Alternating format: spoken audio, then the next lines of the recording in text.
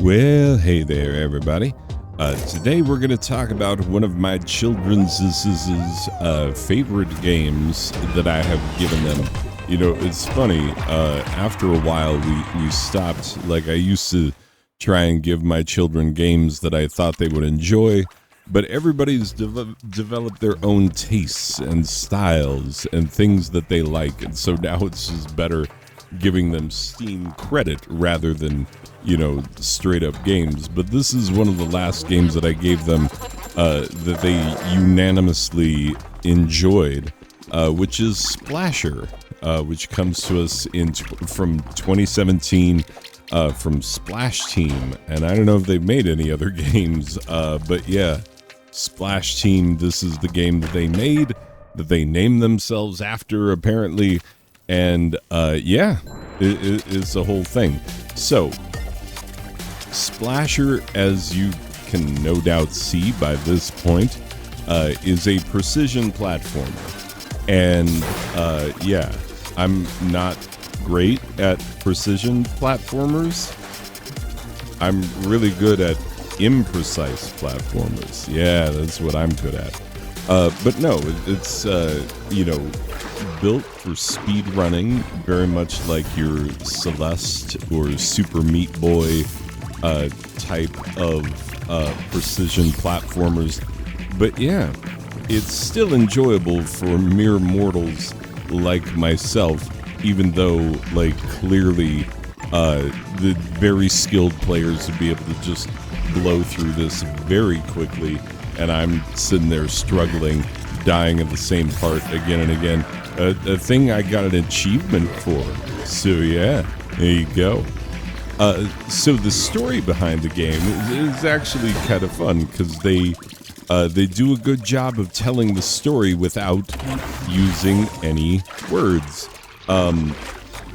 So basically, you're a lowly janitor at Ink Corp, the evil corporation that makes paint, which is why they're called Ink Corp. Anyway, yeah, there's a little bit of they call the paints inks. It's a paint cannon, but it's ink that you're. Yeah. Anyway, regardless, it's a whole thing. Regardless, you're a lowly janitor, and you see the evil boss and his minions performing unspeakable experiments on your fellow employees, turning them into grotesque monsters, which, they might actually be some of the grotesque monsters that you encounter in the game, or the blobs of, fleshy goo that you run into, and sometimes literally run into and die as a result of. But yeah, they are performing these experiments because very much like Soylent Green, this is people.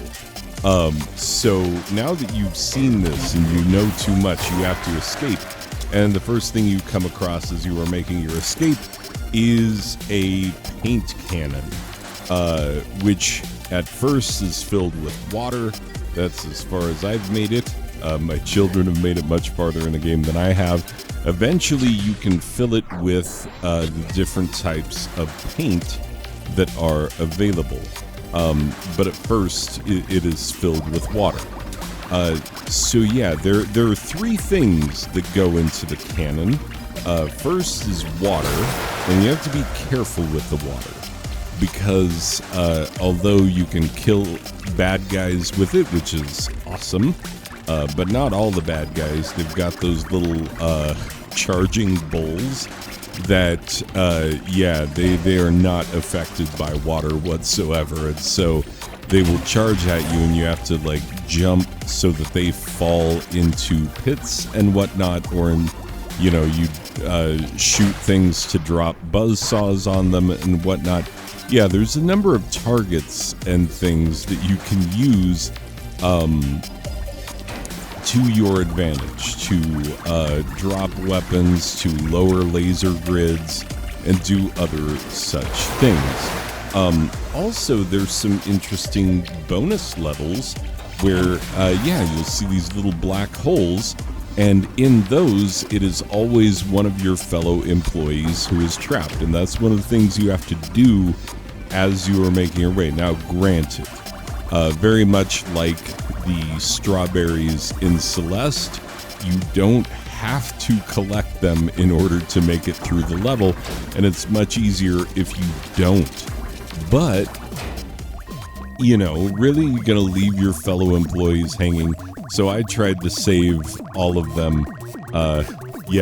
Sometimes took me a couple tries, few tries, several tries. I don't know if I'm going to show you all the tries that it took, because that would get very boring. But yeah, you'll see me making some attempts at such things. So you go into the black hole, and you will be faced with an onslaught of enemies that you have to defeat. And once you defeat the enemies, then you can rescue your fellow employee. And like I said, it's much easier if you don't do this, but why would you not? I don't know. I don't know if there's going to be anybody playing this who is like, nope, I'm going to leave everybody alone. Now, the other thing about it is that there are multiple modes that you can play on. You can play on a standard mode, or you can play in a time attack mode. If you play in time attack mode, there are global leaderboards, which is exactly the sort of thing that you need in order to be able to, be a speedrunning game that speedrunners are actually going to play and take seriously. And yeah, I don't know what the status of this game is. I think it's very underloved. It only has 486 reviews on Steam, which is not very much for a game of this quality. And so it seems to me to be the kind of game that is just not getting the kind of love that it deserves. And I think my children would very much agree with that. But yeah, I was talking about the things that you can put in the cannon. First of all, water. Be careful not to, hit anything that you're going to need in order to make it through the level. Don't wash off any of the red ink that you can stick to, which is called stick ink, and don't wash off any of the yellow ink, the bounce ink that you need in order to make your way through the level. Important with that water. But you can kill lots of enemies with it and make your way through the level, and there you go. Now the red ink, the stick ink, which eventually you can fill your cannon with that. The stick ink allows you to stick to things. You can stick to walls, you can stick to ceilings, you can run upside down. Totally works, except for it does slow you down a little bit. If you're doing this in the name of speedrunning, you have to be judicious in the way that you use that red stick ink. And the yellow ink, the bounce ink, makes you bounce, but sometimes it's very hard to control where you're bouncing, how hard you're bouncing. You're going to see me bouncing to my death multiple times over, because that's what happens. Because, admittedly, I'm not great at this. But yeah, you'll use your water, you'll use the red stick ink, the yellow bounce ink, and you will make your way through the levels, trying to avoid all the buzzsaws and laser grids and enemies of various types, and try and save everybody that you can.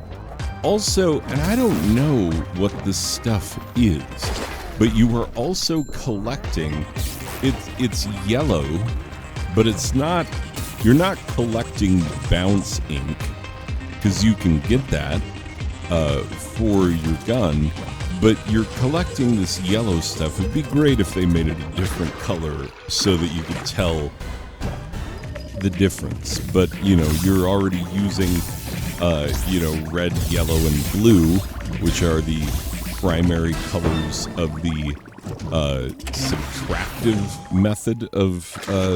subtractive method of mixing colors. Yeah, that's right. Totally married to a graphic designer. I know things. Yeah.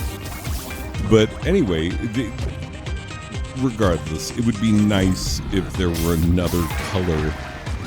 You might have to go into a secondary. You might have to put like a purple or a green or something of the thing that you are collecting, that at the end of the level you need 700 of it to save the last guy. And so you have to, like, if you're going to be serious about saving your fellow employees, you need to collect 700 of this stuff. And sometimes there will be, like, I don't know, they seem like dead ink spots on the ground because they are covered in ink, but it's not bouncy and it's not sticky. So yeah, maybe it's just dead ink. I have no idea. It never really explains. And this is a game that does its job. It gives you all the lore that you need to know in order to play the game without saying a single word, which I really, really love. But yeah, you make your way, you try and collect as much ink as you can, as much of the, light yellowish goo, because you need 700 of that, and you try and save all of your employees. Each one that you save gives you a letter. You're trying to spell out splash with the exclamation mark. The last guy that you collect gives you that exclamation mark, which indicates a perfect level. Or at least perfect in terms of saving all of your fellow employees. You can be even more perfect in terms of, speed running and whatnot, but that is neither here nor there. You're not seeing me speed running because I can't. Yeah, not able. You'll see me slow running. That's how I do. Anyway, this is a game with really well-designed levels. The checkpoint distribution is really good, especially for someone like myself. It's hard, but it's never unfair, and it has good character design, good art design, good sound design. Everything is just well done, and the fact that you get a decent amount of lore with not a single word said, I appreciate that so much. Anyway, let me put a final score on it. We are going to give Splasher an 8 out of a possible 10 Celestes, because that's what I kept comparing it to. So there you go.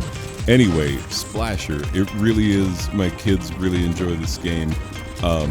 It's really good. It gets really cheap when it goes on sale, and it is well worth that price if you buy it when it's on sale. Anyway, people, that's going to do it for this one. I will see you in the next one. Okay, bye.